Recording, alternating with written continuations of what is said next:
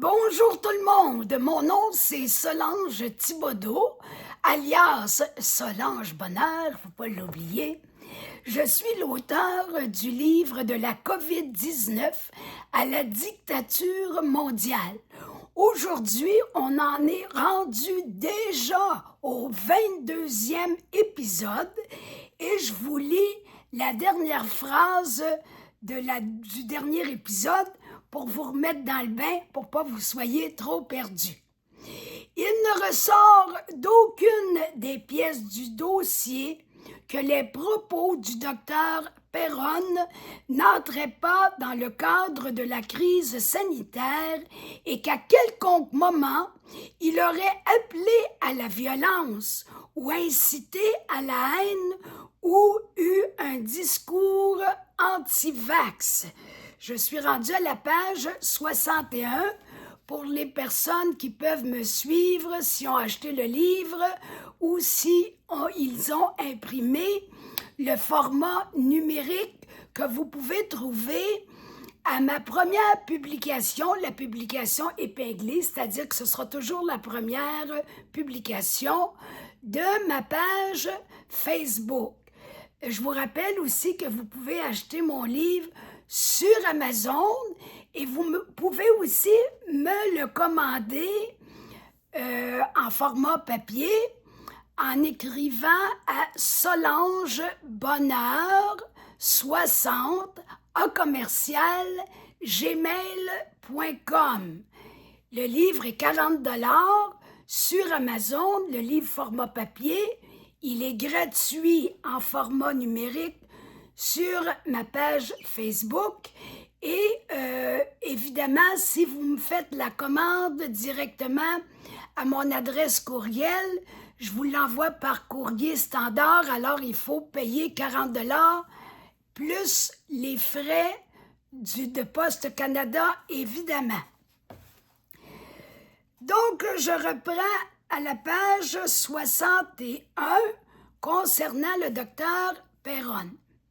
Extrait de la décision de la Chambre disciplinaire d'Île-de-France de l'Ordre des médecins. Le professeur Perron avait été démis de sa chefferie de service à l'hôpital de Garches. Est-ce que cette sanction peut être remise en cause?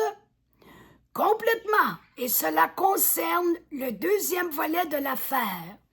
Un interne, Nathan Piéfer-Smadja, a porté plainte devant le Conseil de l'Ordre car le professeur Perron a cité son nom à plusieurs reprises dans les médias afin de critiquer une étude que cet interne avait produite.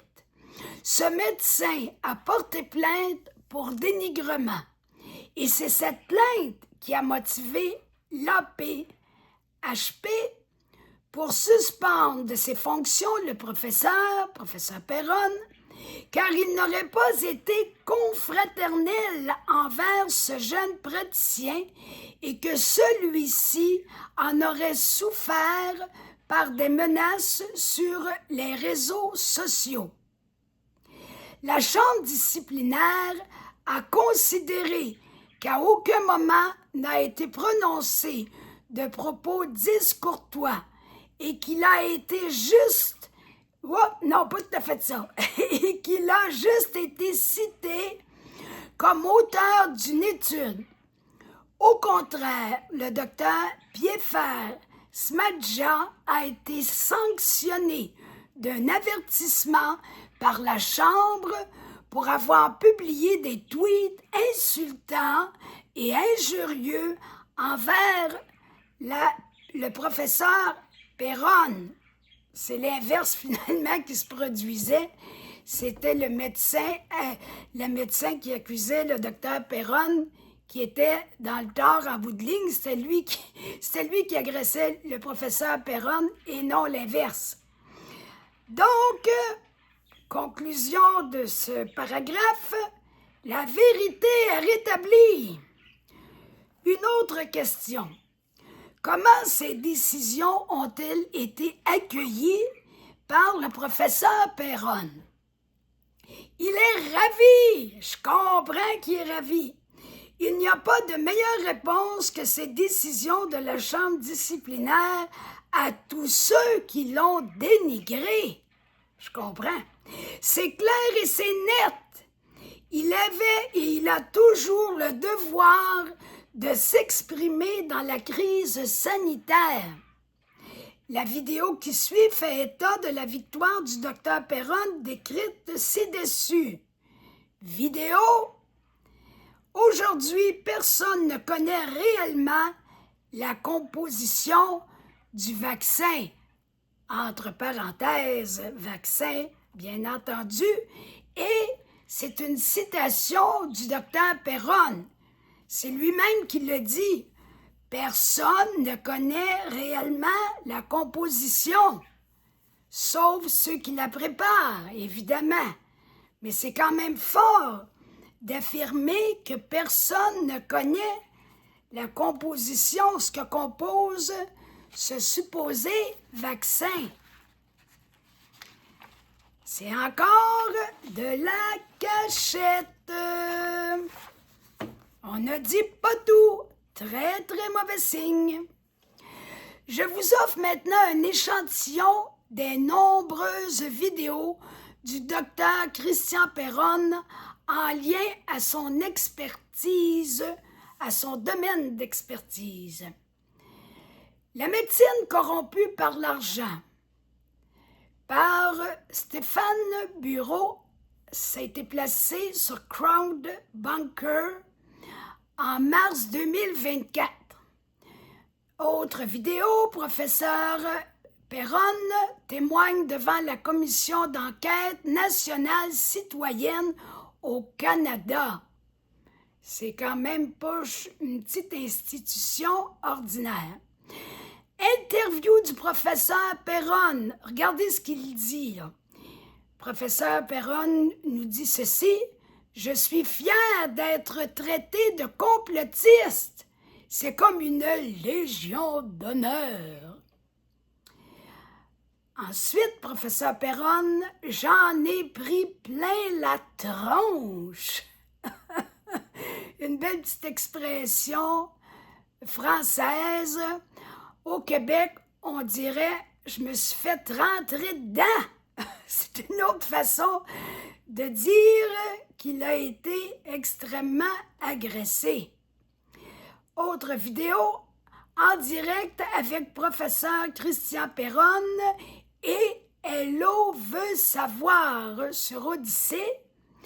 Les 2 ou 3 autres vidéos précédemment, je ne sais pas, je vous l'ai dit, là, c'est tout sur Crowd Bunker. Dans la vidéo suivante, Jérôme Begley, directeur général de la rédaction de Paris Match, avec un geste du doigt sur sa bouche. Vous allez le voir dans la vidéo, il fait ça comme ça. C'est pas ordinaire. Tais-toi, tais-toi. Fait signe à Geoffroy Lejeune de se taire. Geoffroy Lejeune, qui s'oppose à l'opinion de Jérôme Begley sur l'injection COVID, fut directeur de la rédaction du magazine Valeurs actuelles de 2017 à 2023. Vidéo.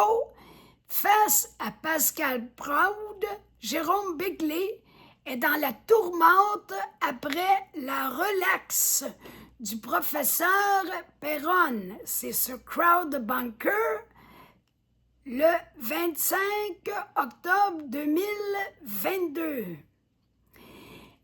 Une autre vidéo, Hello veut savoir, l'épisode 006, c'est pas l'agent 007, mais c'est l'épisode 006, professeur Christian Perron, sur Odyssée le 15 juin 2022. Vidéo, encore une dernière fois, intervention de Christian Perron devant le Parlement luxembourgeois. Une autre institution sérieuse.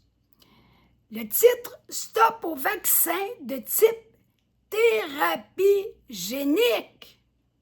Oh! en octobre 2021. Dans la vidéo suivante, Christian Perron est reçu dans l'émission de radio Ligne droite au sujet du livre de Maître Robert F. Kennedy Jr., un livre sorti en février 2022. C'est un livre qui suscite son admiration et son respect, au point qu'il l'a préfacé.